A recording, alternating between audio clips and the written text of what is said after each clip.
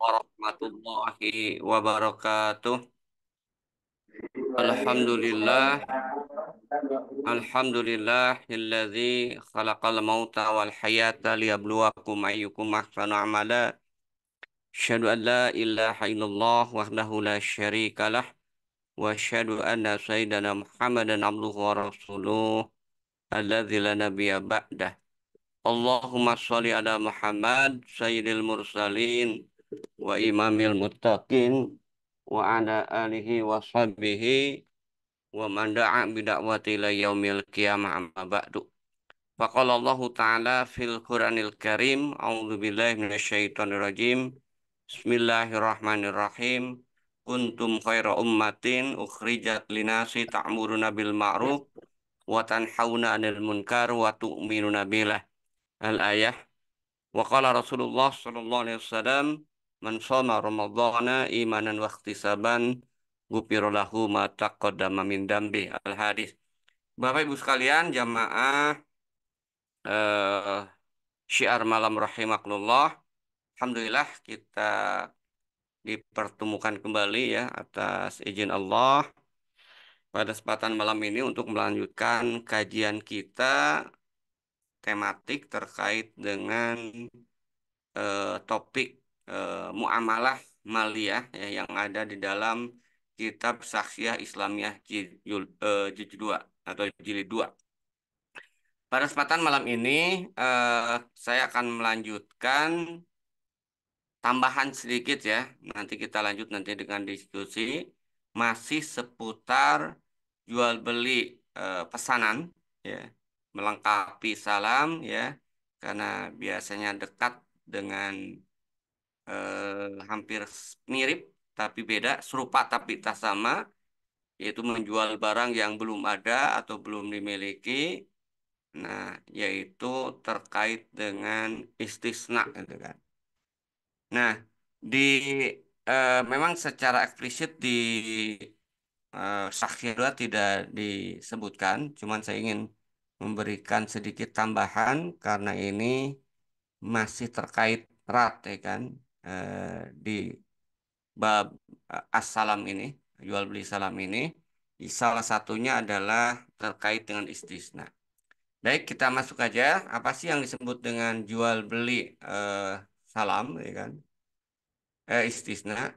Kalau kita lihat secara definisi, istisna itu adalah akdun ala eh, mabi'in, ya kan? Akad fidzimah, akad jual beli, ya, jual beli pada satu barang, ya, yang dalam tanggungan. Fidzimah itu kan suri fihi al-amalu ala wajhin maksusin bisa manin maklumin, yang mensyaratkan adanya pekerjaan. Jadi sesuai dengan kata dasar daripada istisna yaitu sona'a, maka akad istisna ini mensyaratkan memang ada pekerjaan pembuatan barang menurut cara tertentu dan harga tertentu. Nah, sebenarnya kalau kita bicara terkait dengan istisna, ya, itu masuk dalam kategori menjual barang yang belum ada atau belum dimiliki itu kan. Nah, dan seperti yang kita bahas sedikit refresh ya di pertemuan sebelumnya, Rasul melarang menjual barang yang belum dimiliki itu kan. Dengan hadis yang sangat tegas, la tabi malaisa indaka. Janganlah kamu menjual apa yang tidak ada di sisimu, atau dalam hadis yang lain, in hahum, cegahlah mereka an bai'i malam yakbiduhu, menjual barang yang belum mereka terima. Nah, tapi kalau kita lihat, istisna ini adalah kekecualian ya, kekecualian dari eh, keumuman larangan hadis yang melarang untuk menjual barang yang belum dimiliki, gitu kan. Jadi menjual barang yang belum dimiliki haram, kecuali ada dua yang dikecualikan ya dalam beberapa hadis itu. Yang pertama akad salam dan yang kedua akad istisna. Akad salam sudah kita bahas ya pada pertemuan sebelumnya. Nah, ini melengkapi ya kan terkait dengan eh, akad menjual barang yang belum ada ya dengan akad istisna. Nah, jadi keberadaan istisna itu diperbolehkan dijadikan transaksi merupakan kekecualian.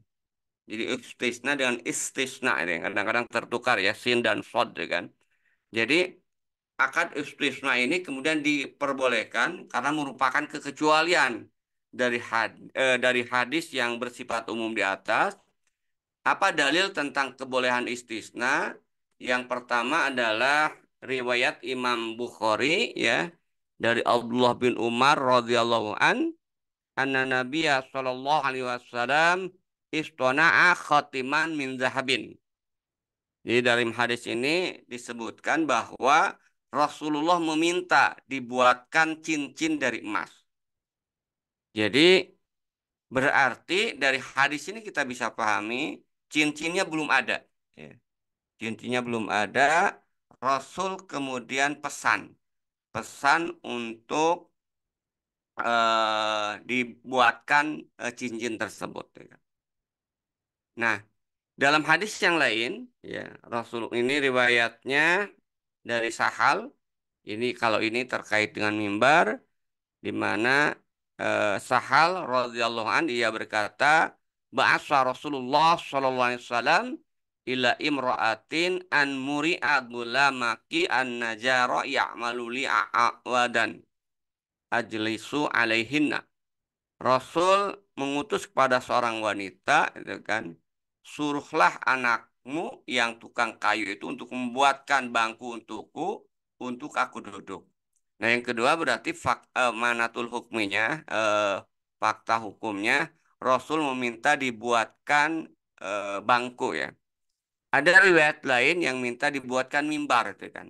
Nah, intinya kalau kita lihat dari sini, istisna itu adalah pesan eh, beli barang gitu kan yang itu mengharuskan ada proses pembuatan ya. Jadi ini yang disebut istisna, dalil kebolehan istisna itu kan. Nah, jadi kalau kita lihat secara etimologi tadi ya, istisna itu berarti minta dibuatkan. Nah, secara muamalah istisna ini berarti satu perjanjian. Kalau di beberapa kitab yang lain, ya, satu perjanjian jual beli antara mustafni, pemesan atau pembeli, dan sonai, produsen penjual, di mana barang masnu, ya, barang yang menjadi objeknya itu masnu, barang yang buat, yang akan diperjualbelikan harus dipesan terlebih dahulu dengan kriteria yang jelas. Ada perbedaan pendapat di kalangan para ulama, apakah istisna itu sama dengan salam, ada yang menyatakan sama, ada yang mengatakan berbeda. Nah, kalau di sini disebutkan perbedaannya dengan salam terletak pada jenis barang dan cara pembayarannya. Jadi kalau salam pembayarannya harus di muka, uangnya semua harus lunas, sementara istisna boleh di awal, di tengah, atau di akhir. Dan barangnya adalah tadi sesuatu yang memerlukan proses pembuatan. Nah, secara fikih kalau kita lihat istisna itu digambarkan seperti ini, gitu kan. Jadi ada pemesan musani ya, kemudian dia pesan barang ya, kemudian melakukan akad. Nah, kemudian bayar. Bayar boleh sebagian, boleh setengahnya ya, boleh juga semua atau boleh juga di akhir. Kemudian produsen setelah mendapat pesanan dari Musani ini kan dia Sony ini kemudian membuat ya sesuai dengan karakteristik. Nah, kemudian dikirimkan setelah barang itu kemudian selesai dibuat. Itu saya kira secara fikih. Nah, kemudian ada beberapa rincian yang lain. Kalau kita lihat ya beberapa saya ambil misalnya dari Fatwa DSN ada ketentuan tentang alat pembayaran. Jadi di sini sebutkan Alat pembayaran harus diketahui jumlahnya dan bentuknya, baik berupa uang, barang, atau manfaat. Pembayaran dilakukan sesuai dengan manfaat. Pembayaran tidak boleh dalam bentuk pembebasan utang.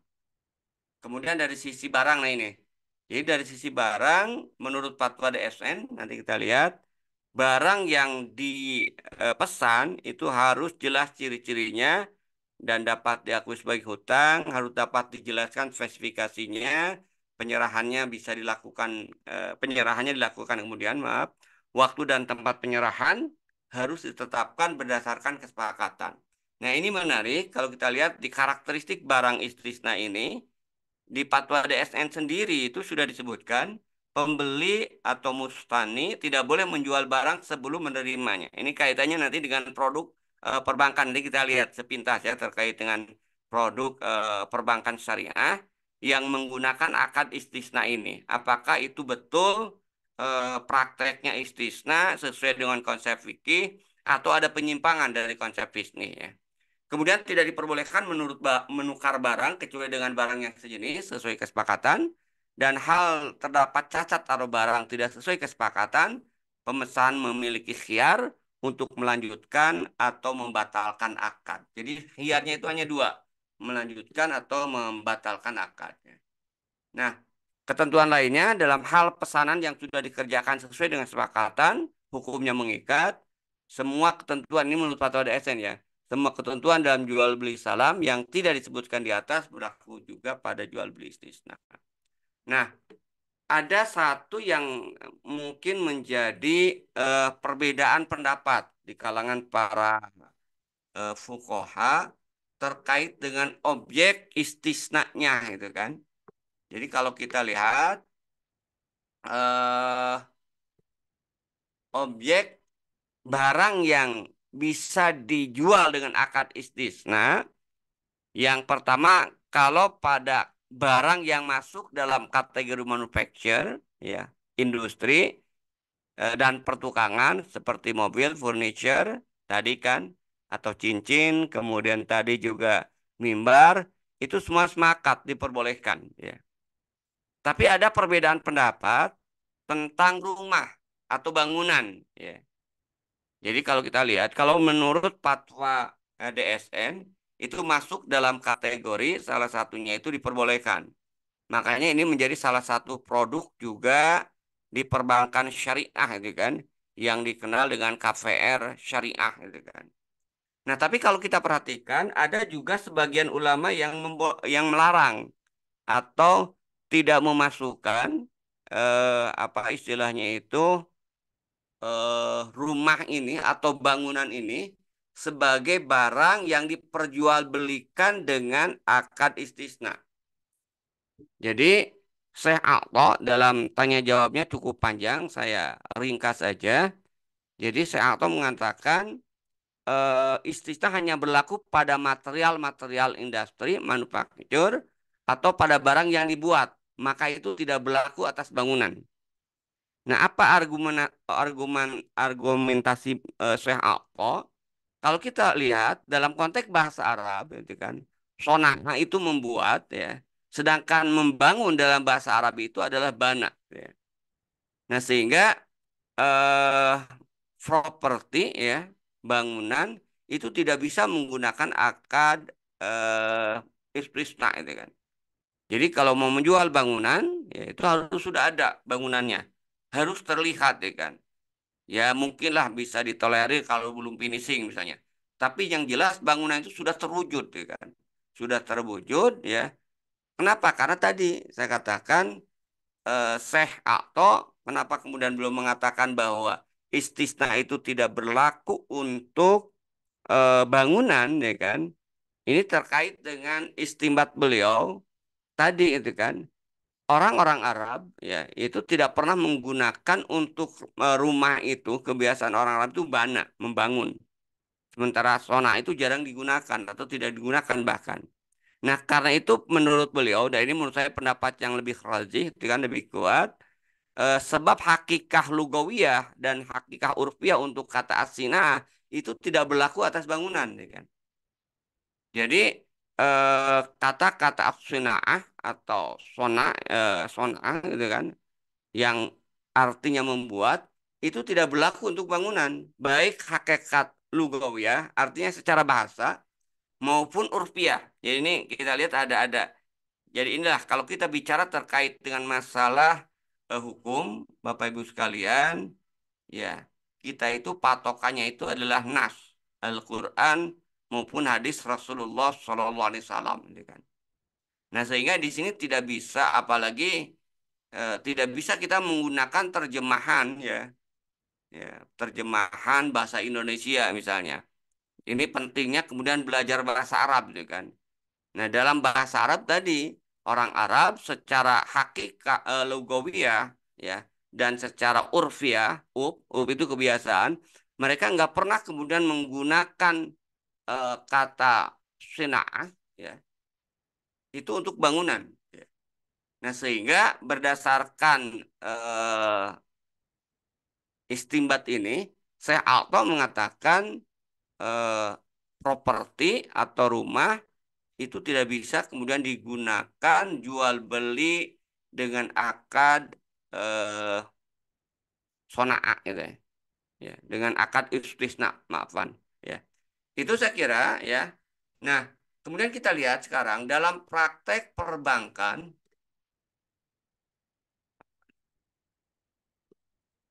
dalam praktek perbankan kita melihat bahwa ini yang supaya kita lebih realistis atau nanti juga mungkin khawatir Bapak Ibu ada yang juga misalnya belum punya rumah, kemudian terbujuk rayu oleh salah satu perbankan syariah yang sangat aktif menawarkan produknya gitu kan, dengan KVR syariah gitu kan. Nah, saya ingin memberikan sedikit wawasan di sini. Jadi istisna dalam teknis perbankan ya, secara teknis perbankan istisna ini termasuk bagian dari jual beli dan mirip dengan salam tadi. Akad istisna diperlukan karena kebutuhan masyarakat pada umumnya memesan barang dengan persyaratan, kriteria atau spesifikasi tertentu. Ya. Nah, bank menjual lagi barang pesanan tersebut kepada nasabah sesuai dengan perjanjian yang mengikat sebelumnya. Inilah yang disebut dengan istisna paralel. Ya. Jadi nanti kita akan bagi dua berarti kan. Pertama, kalau kita bicara produk propertinya, apakah boleh atau tidak dari sudut pandang istisna sendiri, atau dari sudut pandang juga istisna paralel maksudnya. Dari sudut pandang sonaa udah jelas tadi kan, rumah itu tidak termasuk gitu ya. Nah, ini mekanismenya. Jadi kalau kita lihat dari gambar ini kita akan bisa melihat sebenarnya dari sisi konsep fikih aja sudah berbeda itu kan. Jadi kalau konsep fikih yang ada itu adalah istisna, sementara dalam produk perbankan karena bank pekerjaannya itu bukan pekerjaan, sorry. Bank karena aktivitasnya itu tidak menjual atau tidak bergerak di sektor real karena komoditas bank itu adalah uang, ya, maka dia tidak punya persediaan barang. Ya. Dia tidak memiliki barang dagangan yang ada itu uang. Makanya kalau kita lihat istisna ini, kalau kita ketemu misalnya orang-orang dari masyarakat tanpa riba dan sebagainya atau ekbank yang kemudian juga pernah bekerja di perbankan syariah, mereka mengatakan ya sebenarnya eh istisna paralel ini juga bukan istisna, tapi biasanya katanya pembiayaan. Jadi ada kata-kata pembiayaan, ya kan? Kenapa? Padahal beda kan konsep-konsep pembiayaan istisna, pembiayaan murabahah ya. Ini kan produk-produk yang kemudian dihasilkan oleh perbankan syariah itu ada kali. Kenapa? Karena memang bank tidak menyediakan barang. Bank ini konsentrasinya di uang gitu kan, termasuk bank syariah. Nah, karena itu kalau kita bicara terkait dengan konsep fikih, sementara konsep fikih di dalam Islam, semua aktivitas ekonomi itu tidak boleh yang bergerak di sektor non-real, tidak ada. Islam itu mentolerir sedikit pun nanti sektor non-real itu, yaitu menjadikan uang sebagai komoditas semua bersentuhan dengan sektor real, ya termasuk juga produk-produk di perbankan syariah itu kan. Salah satunya istisna paralel ini. Istisna itu kan. Jadi produk yang diperjualbelikannya itu adalah ketika bersentuhan dengan sektor real, maka muncul tadi pembiayaan namanya. Dan ini biasanya sifatnya itu paralel, gitu kan. Nah, misal di sini kalau kita lihat terkait dengan istisna itu kan, jadi kita bisa melihat ya kan, di sini ada dua akad istisna.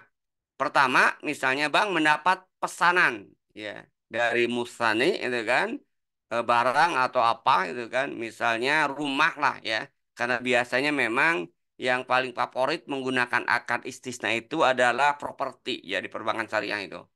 Nah, ketika kemudian ini yang melahirkan produk KPR syariah, ketika kemudian dipesan, maka otomatis bank itu kemudian akan meminta kerjasama dengan kontraktor, ya, dengan yang punya perumahan atau bisa juga dia buat sendiri, tapi jarang ya kan, kecuali atau divisi sendiri.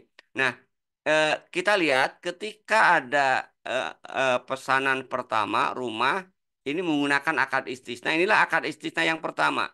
Pada saat yang sama bank kemudian melakukan akad dengan pembuat barang. Ya. Nah, pembuat barang muncullah akad istisna yang kedua. Inilah yang disebut dengan istisna paralel. MUI kemudian membolehkan ya dengan alasan dengan syarat bahwa akad satu dan akad dua itu kemudian tidak saling terkait. Ya. Nah, tapi faktanya kalau kita lihat nanti ini sulit. Nggak mungkin bank itu dia membeli rumah kalau tidak ada yang memesan.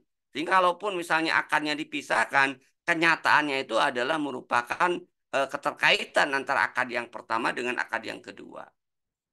Nah, jadi kalau kita lihat kembali terkait dengan hukumnya istisna paralel, menurut fatwa DSN itu boleh ya, tapi dengan syarat ini menarik, menarik ya syaratnya itu kan. Menarik syaratnya itu yang pertama adalah pembeli atau mustasmi ya, mustasmi itu tidak boleh menjual kembali barang sebelum menerimanya. Nah, faktanya kan tadi ya, jadi belum sempurna kepemilikan bahkan belum ada itu kan.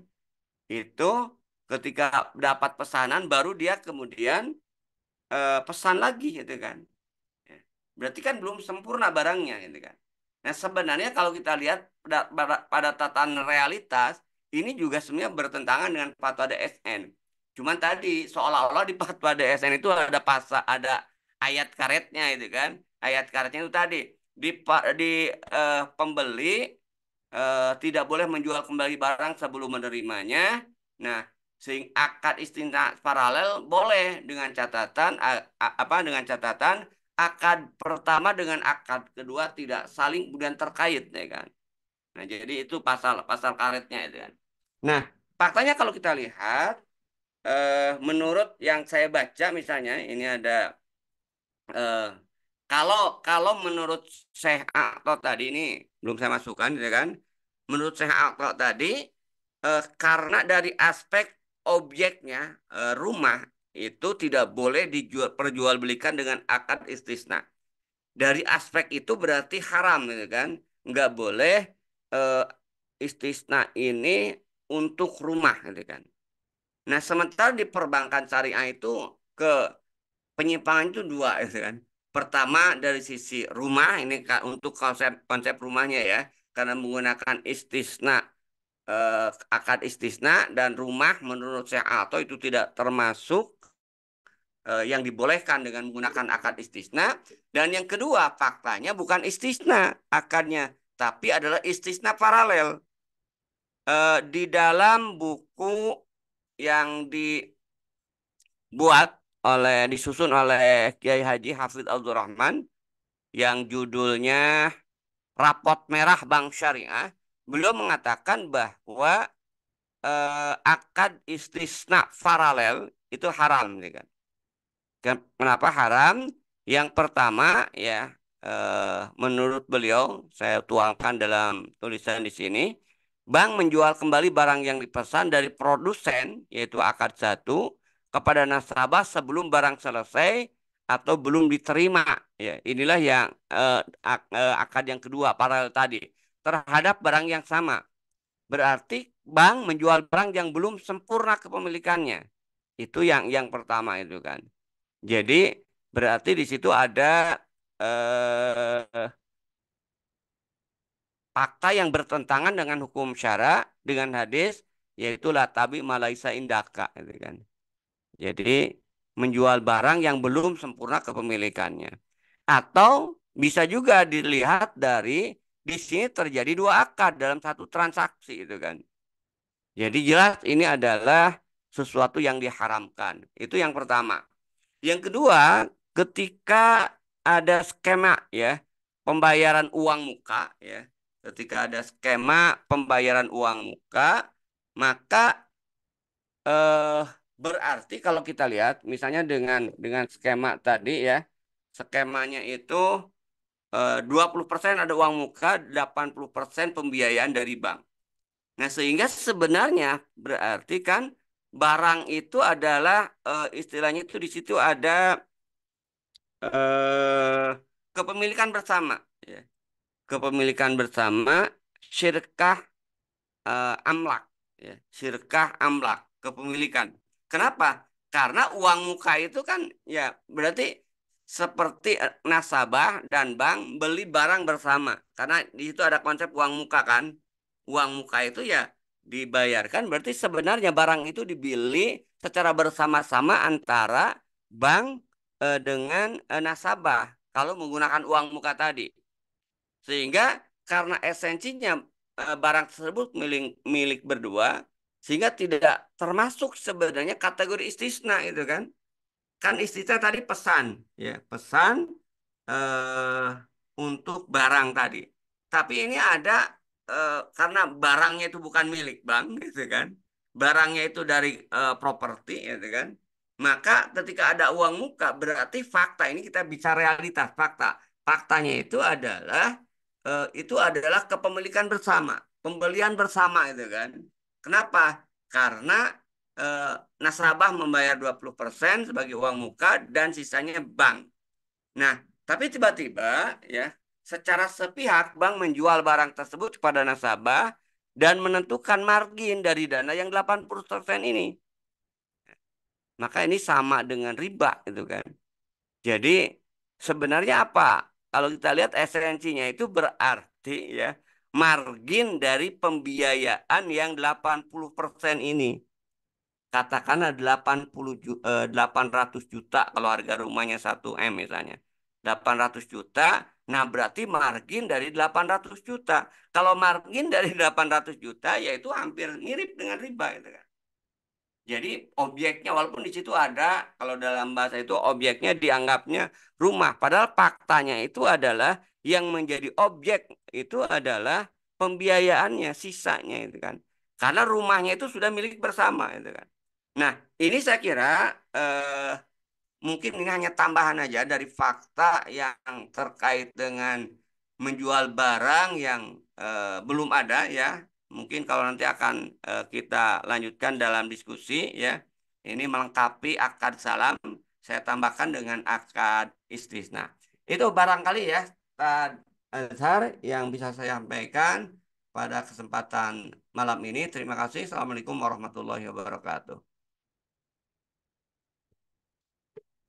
Waalaikumsalam warahmatullahi wabarakatuh. Alhamdulillah, ini Bapak Ibu. eh, Ya, sesi tanya jawab kita buka ya Bapak Ibu. Ini seperti yang disampaikan oleh beliau, ini pelengkap saja atau menambahkan dari jual beli salam yang sebelumnya kita bahas di 2 pekan lalu ya sebelum bulan Ramadan masuk. Dan ini satu cabang dari asalam yang tadi disampaikan beliau istisna ya. Mungkin dulu di awal lagi geliat ya, geliat bisnis properti syariah, akad yang digunakan saat itu adalah akad istisna ya, sebahagian dari praktisi developer menggunakan ini. Ya alhamdulillah ternyata ada penjelasan berkaitan dengan fikih ini atau yang diperjelas lagi bahkan dipertegas lagi oleh beliau pada kajian malam ini terkait dengan barang yang sifatnya bangunan atau albina tadi ya bina hinaan itu harus tidak terkategori yang bisa masuk dalam jual beli istisna. Alhamdulillah buat Bapak Ibu jamaah sekalian, eh, yang mungkin bisa masih relate ya, yang berkaitan dengan jual beli salam. Kalau memang yang lalu belum sempat terjawab atau yang baru bergabung malam ini mau menuntaskan pembahasan tentang jual beli salam dan juga ada yang mau diskusi tentang jual beli istisna, silakan Bapak Ibu pertanyaannya dikirimkan ke kolom chat ya. Kalau memang ada yang bersedia untuk bertanya langsung, boleh juga kita kasih kesempatan bertanya langsung kepada Ustadz karena ini bulan penuh berkah. Mana tahu kita juga ingin berhati-hati dalam mentasarufkan harta kita sehingga betul yang kita peroleh itu rezeki yang halal kemudian juga berkah. Ya, em, berkaitan dengan ini saat untuk sebagai apa namanya sebagai pertanyaan pembuka sembari menunggu dari jamaah jika memang nanti ada yang bertanyakan. Eh, di penjualan jual beli kemarin yang di Asalam kita ada mengupas sedikit tentang karakter jual beli barang, ada kimiat dan juga misliat Ustadz. Nah, mungkin ini kita masih ingat, mungkin Bapak Ibu jamaah yang juga pernah mengikuti kajian sebelumnya. Nah, kemudian mohon diperjelas kembali Ustadz untuk merefresh ke kami terkait dengan jual beli berkaitan barang-barang yang tadi kategori kimiat sama misliat itu satu Ustadz. Yang kedua, dengan istisna ini solusi untuk orang-orang yang berbisnis lah kita katakan, yang mungkin di sebagian kita ada yang rezekinya pula memang di situ usahanya. Nah, solusi untuk orang-orang eh, di bisnis properti ini. Karena nanti Ustaz, apakah beda nanti dia sebagai developer dengan bedakah dia dengan sebagai kontraktornya Ustaz? Ini kan agak dua fakta yang mungkin berbeda ya. Satu yang developer, Ya. satu yang adalah kontraktornya. Nah, ini apakah bisa disamakan atau memang dia terpisah Ustaz? Monggo Ustaz, mohon penjelasannya. Ya, eh pertama ini kan di pembahasan terkait dengan akad salam ya. Itu kan salam itu ya diperbolehkan pada kategori barang yang dijual secara ya, secara eh, takaran atau ditakar, ditimbang atau dihitung gitu kan. Nah, untuk memahami ini, jadi memang ada kaitannya kemarin saya katakan itu ada harta misliah, harta kimia. Apa yang disebut dengan harta misliah? Harta misliah itu adalah, nah ini ya. Jadi kita lihat, harta misliah itu adalah harta yang diperjualbelikan secara takaran, timbangan atau hitungan, yang biasanya dijual di pasar memang secara takaran. Misalnya dengan satu sok ya, timbangannya secara hitungan misalnya ya kelapa gitu kan per hulu lah, per kepala ya, kelapa per kepala. Nah, itu yang hitungan. Atau mungkin juga ada buah-buahan misalnya per biji itu kan, seperti jeruk atau bisa di kilo juga itu. Nah, ini adalah eh, di kitab Syakhsiah Islamiyah kemarin kita sebutkan itu masuk dalam kategori barang misliah. Jadi intinya barang misliah itu adalah barang yang ada padanannya gitu kan. Ya. Nah, jadi bukan hanya semata-mata ditakar, ditimbang dan dihitung, tapi di situ mislia. Makanya nanti kalau kita lihat ada beda dengan barang kimia ya.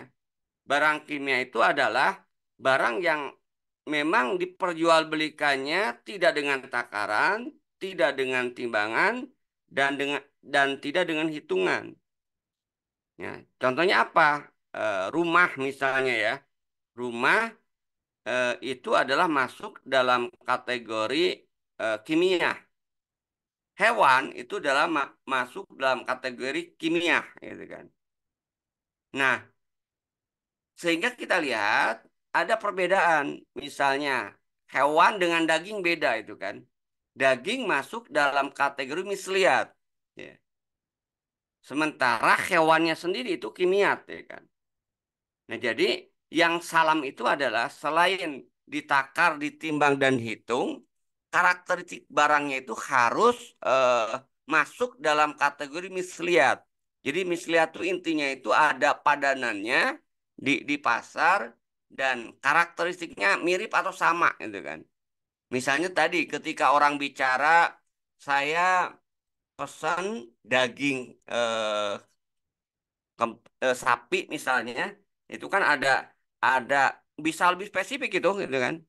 Ya, spesifik paha atas karena beda kalau saya sering lihat di Jogja itu daging yang paha atas, kemudian daging yang kerenyet, apa kerenyet itu yang banyak apa, kemudian dadanya itu lain-lain itu kan, lebih spesifik.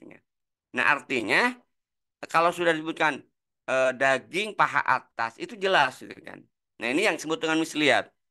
Tapi beda dengan hewannya. Kalau hewan nggak bisa. Saya pesan sapi misalnya 15 kilo yang beratnya misalnya 100 kilo. Ya, walaupun itu disebutkan beratnya 100 kilo, itu belum tentu sama itu kan. Kenapa? Karena nanti ada mungkin ini hikmahnya ya. Ada yang sakit ya kan.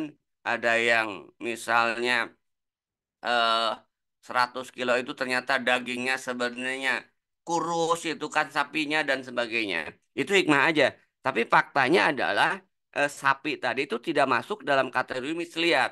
Sapinya itu masuk dalam kategori kimiat ya. Sehingga tidak boleh kemudian digunakan dengan akad eh, salam itu kan untuk sapinya itu kan. Itu yang Azhar.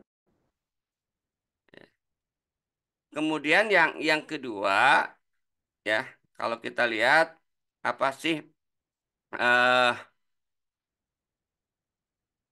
di prakteknya itu kan kadang-kadang kalau pertanyaan kedua ya, kontraktor dengan developer itu kan beda tapi bisa kemudian oleh satu pihak ya. Ini fakta ya. Bisa satu pihak. Kontraktor biasanya kan bertanggung jawab untuk melaksanakan pekerjaan konstruksinya dan membangun, ya kan. Sementara developernya itu adalah dia yang merencanakan dan mengelola proyek properti itu secara keseluruhan, ya kan.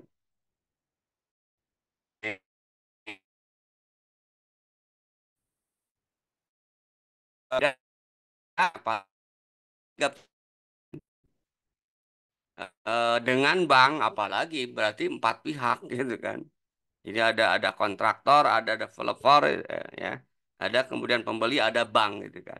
Nah, sebenarnya kalau kita lihat, tergantung nanti kita lihat. Biasanya kan akad orang jual beli itu adalah dengan developernya gitu kan. Developer kemudian punya misalnya sub kontraktornya gitu kan. Nah, dia yang membangunkan. Makanya kalau kalau misalnya akadnya dengan developer tadi ya ketika mau beli rumah gitu kan, maka developer harus sudah menunjukkan ya karena rumah ini tidak bisa menggunakan akad sonaa ya istisna sorry pesan harus kemudian sudah eh, dibuat dulu, sudah ada dulu rumahnya itu kan. Jadi bukan sampel ya, ingat bukan sampel, tapi memang rumah yang kemudian sudah jadi. Nah, sehingga sudah wujudnya itu ada itu kan. Lebih yang sempurna itu lebih baik. Sudah misalnya tinggal serah terima kunci aja itu kan. Nah, itu dengan siapa dia? Dengan developer itu kan. Nah, biasanya kan tadi ada kalau ini kalau kalau kita lihat itu kan eh, ada developer tadi yang merangkap sekaligus kontraktornya di bawah satu ini, ada yang pisah itu kan. developernya A, kemudian kontraktornya si B misalnya. Nah itu saya lihat ya kan. Jadi kalau kita itu berarti ya akarnya itu dengan siapa? Ya tergantung nanti dalam akarnya itu kan. Kalau misalnya kita dengan kontraktor, ya berarti kan kita jasa itu kan. Kita misalnya punya tanah itu kan, tolong nih dibangunkan ke kontraktor itu kan. Akarnya jasa bukan membeli itu kan. Akad jasa rumah tipe 80 per meter berapa misalnya rata-rata. Nah, kemudian ya semua bahan dan sebagainya dari kita gitu kan. Jadi nanti bedakan antara akad jual beli dengan akad ijaroh gitu kan. Nah ini kita harus teliti memang faktanya. Apakah faktanya itu adalah jual beli atau faktanya itu adalah ijaroh gitu kan. Kalau faktanya ijaroh ya itu kemudian bisa gitu kan. Jadi semua bahan dari kita gitu kan. Maka kontraktor itu dia hanya membangun itu kan. Maka dia akan diupah gitu kan. Sesuai dengan sepakatan. Itu saya lihat ya. Jadi nanti rinciannya memang bisa beda-beda tergantung dengan fakta transaksinya. Jadi sedikit mengkonfirmasi Ustadz, berarti kalau dia ke developer jatuhnya jual beli, kalau dia ke kontraktor bisa jatuh dia ijarah begitu Ustadz. Iya, betul. Kalau dengan kontraktor yang membangun rancang itu bisa jadi itu adalah akadnya itu adalah ijaroh gitu kan. Ya, Kalau memang realitasnya itu ya. Tapi ya makanya tadi dengan kontraktor ya nggak bisa kalau itu akadnya jual beli. Karena kan kadang bisa juga itu kan. Ya. ya, ya.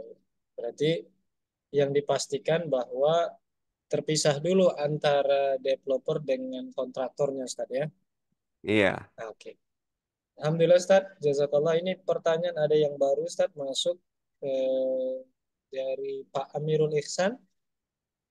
Assalamualaikum warahmatullahi wabarakatuh. Ustadz, mohon nih penjelasan Ustadz. Dalam jual beli salam, dalam bentuk barang apa saja yang bisa dimanfaatkan Ustadz? Ini beliau bertanya, mungkin maksudnya yang berkaitan dengan eh, barang perusahaan jasa non perbankan. Nah, ada yang berkaitan dengan perbankan, Ustaz. Apakah ada jual beli salam yang bisa dimanfaatkan? Atau betul-betul haram secara keseluruhan, Ustaz? Maksudnya apa? Bisa dimanfaat contoh barang perusahaan jasa non perbankan syariah dan jasa perusahaan perbankan syariah. Jadi ya sebenarnya gini itu kan. Tadi kalau dengan non perbankan bisa ya. Misalnya ada trading. Ini kan trading ya. Ada trading perusahaan yang dia menjual hasil bumi itu kan. Jadi kan ada trading ya, dia trading. Nah, kita datang ke perusahaan itu kan. Perusahaan yang trading itu ya. Nah, kita pesan itu kan ke dia ya pengusaha tadi, saya pesan misalnya beras 1 ton ya kan. Ya. Misalnya pabrik datang ke trading ya yang atau bisa juga misalnya pedagang di pasar induk gitu kan. Bisa aja ya tergantung faktanya. eh, Beras gitu kan. Saya pesan beras Cianjur misalnya 5 ton gitu kan untuk pabrik misalnya. Nah itu bisa menggunakan akad salam gitu kan. Jadi pesannya sekarang misalnya nanti barangnya 3 bulan yang akan datang gitu kan. Atau misalnya bisa aja nanti gitu kan yang kemudian hati-hati mungkin harus detail nanti akadnya. Misalnya kerjasama dengan kelompok tani misalnya itu kan. Kelompok tani yang eh, menjual eh, barang-barang hasil pertanian atau tergantung dia kelompok taninya apa. Apakah kedelai, apakah palawija atau memang beras misalnya. Nah, kemudian ada perusahaan yang biasanya kan suka ada CSR itu kan untuk mengoptimalkan kelompok tani ya ke masyarakat. Nah, kebetulan dia misalnya butuh benda-benda tadi ya, barang-barang tadi, komoditas tadi, nah itu bisa itu kan. Jadi memang faktanya bisa banyak gitu kan salam ini di tengah-tengah masyarakat. Bahkan di kampung ya mungkin perusahaan-perusahaan bentuknya individu itu kan bandar padi, bandar beras misalnya tadi kan suka diminta itu kan dipesan oleh orang yang mau hajat ya kan atau perusahaan yang misalnya memang membutuhkan barang gitu kan. Misalnya bisa juga misalnya ada kerjasama antara sekolah ya, sekolah tinggi yang berasrama itu kan. Misalnya memasok beras karena sekolahnya berasrama, memasok beras. Nah, supaya harganya itu stabil, akarnya bisa aja. Ini sekarang gitu kan. Saya pesan beras 1 ton, ya. Nanti untuk penyerahan 3 bulan yang akan datang, gitu kan. Nah, itu harus uangnya sekarang dengan harga misalnya 12.000. Nah, itu contoh. Jadi sebenarnya banyak gitu kan. Cuman memang ya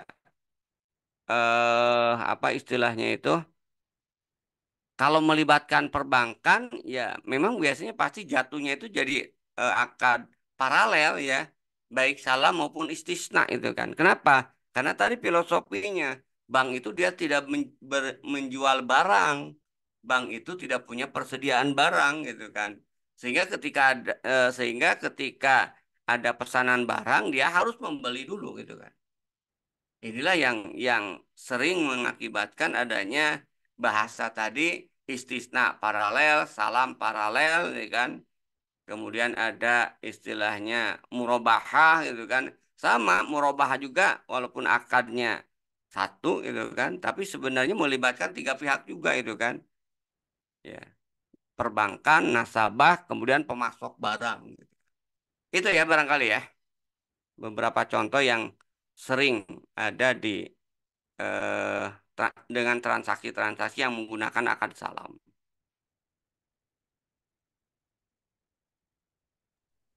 Ya, Alhamdulillah. Eh, sudah terjawab ya Pak Amirul Iksan terkait dengan pertanyaan yang eh, ya berkaitan dengan pertanyaan Pak Amirul Iksan ya. Oke, kami konfirmasi dulu ke Bapak Ibu. Masih ada yang ingin bertanya? Kalau memang masih ada, kita tunggu ya, karena memang ini kalau ada bisa dikirimkan kolom chat. Kalau tidak ada, ini kayaknya sudah cukup apa ya? Sudah cukup larut. Nah, kita Waktu. memang capek tadi terawih, yang terawih. Eh, Penting oke, ini menjaga konsistensi aja tadi ya. Jadi insya Allah. mendapat konsistensi dan pahala walaupun tidak optimal. Tadi mohon maaf juga ada masalah teknis, saya baru bisa gabung jam 8.30 lebih itu kan. Akhirnya ini kita melebihi hampir 2 jam gitu kan dari 8.30 enggak ya 1 jam 10 ya mau Oke. 21.45. Kalau memang tidak ada lagi, Bapak Ibu, kita mintakan kepada Ustadz untuk kasih closing statement Tad, untuk malam ini. Kira-kira apa yang ingin disampaikan Tad, untuk malam ini buat kita semua Tad. Ya, Bapak Ibu sekalian itu ya yang ini berarti kita sudah membahas terkait dengan menjual barang yang belum dimiliki ya dengan akad salam akad istisna. Nanti insya Allah kita lanjutkan mungkin tadi ya pengumuman sebelumnya itu ada istilahnya itu jual beli ijon. Sebenarnya ijon itu di praktek di masyarakat ada juga ijon. Ijon itu ijo ya kan. Barang yang belum ada sudah kemudian dijual. Barang yang masih hijau, barang yang masih belum masak istilahnya itu, barang yang belum kemudian bisa dimakan itu sudah ada di tengah-tengah masyarakat itu diperjualbelikan. Makanya bahasanya itu sistem ijon. Tapi ternyata prakteknya kalau kita lihat sistem ijon itu sebenarnya ada juga yang menggunakan akad salam gitu kan. Nah, tinggal pembahasaan ya kan, bukan pembahasan sorry, tinggal akadnya itu kan. Makanya nanti antara menjual buah tadi atau nanti bahasan berikutnya nanti akan bahas secara rinci itu kan terkait dengan menjual buah itu kan yang ada di pohon deh kan. Nah, itu ada yang boleh, ada yang kemudian juga tidak boleh gitu kan. Dan ini adalah realitas yang harus kita pahami. Jadi ketika kita membahas fikih muamalah ini memang sangat penting karena hampir setiap saat kita berhadapan dengan transaksi-transaksi itu. Dan masyarakat kita karena sudah terbiasa ini kan tidak jadi istilahnya itu dengan ala kapitalis itu kan kadang-kadang kurang kritis itu kan. Ya, ya kayak ini aja kan bertebaran kan produk-produk jual beli di online. Ada yang halal, ada yang haram. Ya, karena memang sistem kapitalis dirancang. Yang penting ada transaksi bisa menguntungkan kedua belah pihak gitu kan. Tanpa peduli kesempurnaan akad gitu kan atau penyimpangan akad karena mereka hanya berpedoman kepada tadi kesepakatan atau berpedoman kepada bagaimana untuk mendapatkan keuntungan. Nah, kita itu memang sangat teliti itu kan. Sampai Umar bin Khattab mengatakan tidak boleh masuk pasar ya kepada para pedagang yang belum memahami fikih muamalah. Itu betapa pentingnya itu kan konsep-konsep akad atau transaksi-transaksi muamalah sampai Umar mengatakan tidak boleh masuk ke pasar kami itu kan pedagang yang belum mengkaji atau memahami fikih muamalah. Kenapa? Karena kalau kemudian masuk ke pasar tidak memahami fikih muamalah, dia akan terjebak pada transaksi ribawi atau transaksi yang batil. Itu ya barangkali dan mudah-mudahan di sini Bapak Ibu sekalian yang mau terjun dalam bisnis atau minimal sebagai pembeli gitu kan. Tentu kalau kita memahami akad-akad yang halal dan sah menurut syariat, maka harta dan kekayaan kita itu insya Allah menjadi berkah di sisi Allah Subhanahu wa taala. Itu barangkali ya Ustaz Azhar. Jazakallah khairan kasiran. Wassalamualaikum warahmatullahi wabarakatuh.